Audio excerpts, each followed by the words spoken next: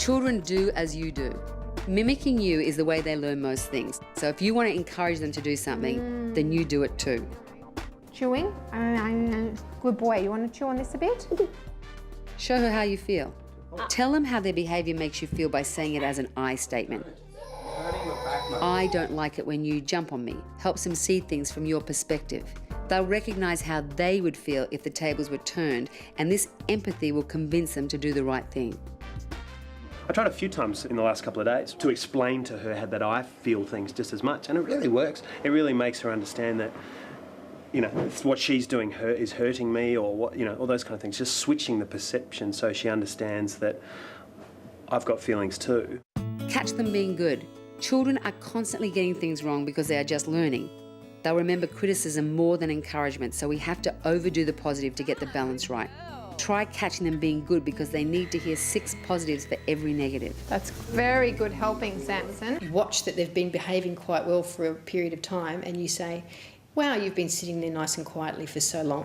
That's great. It's so much easier to notice when they're doing something bad and then make a big hullabaloo about that. But I try, if I can, and see her doing something really cute like this, where she's just playing by herself. She can sit here for ages and play by herself. I try and grab those moments and say something that makes her feel really good about doing it.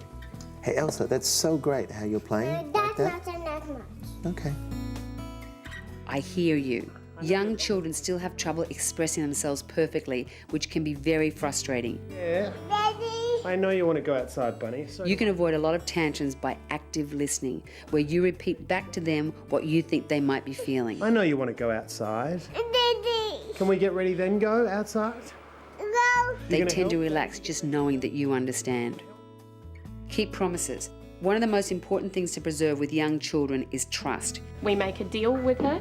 It's generally because she wants to go for a walk at sort of 8 o'clock at night and it's bedtime. Instead of saying just no, you make a deal and say, if you stay here and you sleep all night and go to bed, then tomorrow we'll go for a walk. And she generally accepts that. If you are honest with them and keep your promises, they can trust you, and that will make all the difference. Reduce temptation. Children learn best by exploring. Let the cupboard latch be the bad guy so you don't have to.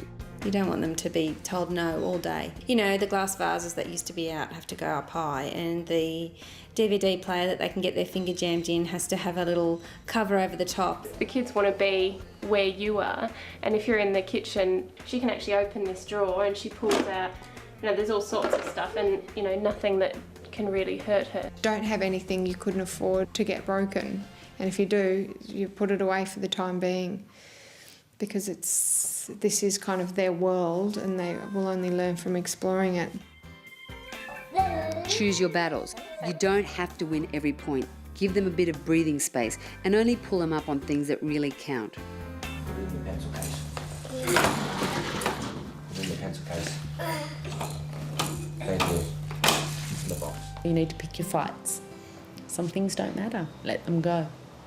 And focus on the things that do matter, and then they'll respond, because we're not always at them, barking things at them. Sometimes if you just wait another 30 seconds, they'll stop what they're doing anyway. So that's kind of good.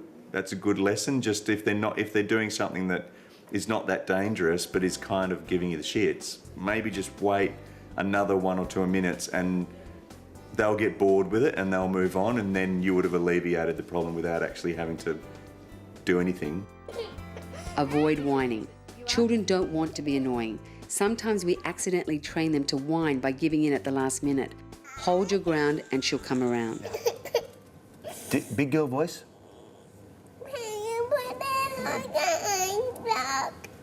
It's still whiny. When she gets like this, I try and wait a little moment, because it's kind of a big transition from crying to being okay. I just wait for a second, don't give her any attention. Now, you tell me, in a big girl voice, what does an ice block look like? You mean it's just sticking out, the ice? Do you actually want to see the ice? Is that what you mean by an ice block? It was so tempting just to grab the ice block and give it to her and run out of the room. But I tried really hard, I do try really hard to get them to come down, give them a few moments if they need it, and then solve it with her explaining, using her fingers if words aren't working, and hopefully leaving the interaction having rewarded her for stopping crying and saying it in a normal sounding voice. Keep it simple and positive. Look, use the other end of the pencil. When The giving whining. instructions, use a simple and positive statement rather than a question or negative statement. They'll process it faster if you say, please shut the gate, as opposed to, can you shut the gate? Or don't leave the gate open. What we try and do is if she's doing something that we don't want her to do, tell her what she should be doing. So if she's at the oven door, we don't say don't touch, we say keep your hands away, so it's in a more positive light. Responsibility and consequences. As children mature, you can agree together on some responsibilities and related consequences in advance. Ethan, no bike, I'm sorry, no bike. We'll come up here and pack the Play-Doh away, please. Are you going to pack up after you draw? Yes. Are you going to put all your rubbish in the bin after you finish drawing? What happens if you don't? Say, I won't get to draw again. Say, I won't get to draw again, Dad. I won't get to draw again. Okay, so you're going to pack up everything after you finish drawing, okay? Good boy, now let's draw. Make her feel important. That's so clever. Children need to feel that they are an essential member of the family too. Giving her a few challenges and chores can help develop her feeling of self-worth. Put them in that one. Transition time. Young children still need to take baby steps from time to time, especially when you need them to move from one activity to another. Now listen, I'm going to count and you guys go and hide. I'm going to find you, okay? We've gone from wrestling around and absolute mayhem to settle down a level and hide and seek. So I'm counting for 10 seconds. 1, 2, 3, 4, 5. It helps to give them some advance warning that you'll need to leave the playground soon or get ready for dinner in 5 minutes. Prepare for challenging situations. Sometimes you have to prepare them ahead of time with what to expect, especially if you want to avoid those tantrums in the shop. We're going to the shop, but you're not allowed to have any junk food, okay? So no junk food, right? No. That's the thing with kids, you got to prep them mentally. You have to say to them, you know, we're going to Toys R Us now and we're going to look for 2 birthday presents for another child. We're not getting you anything, and I'll say that like 5 times. We're not getting you anything. We're going to go in there, we'll be quick, we'll look at this for, you know, you can have a look at the bikes and then we'll go. You put that back. You said no junk food, didn't we? Is that junk food? Yes, that's junk food. What is not junk food? Darling, all the drinks are junk food at the moment. This is not junk food. Look at this. Water. It's not junk food. I'll give you a sip of this. I'll give you a sip of this one. Wait a minute. Maintain a sense of humour.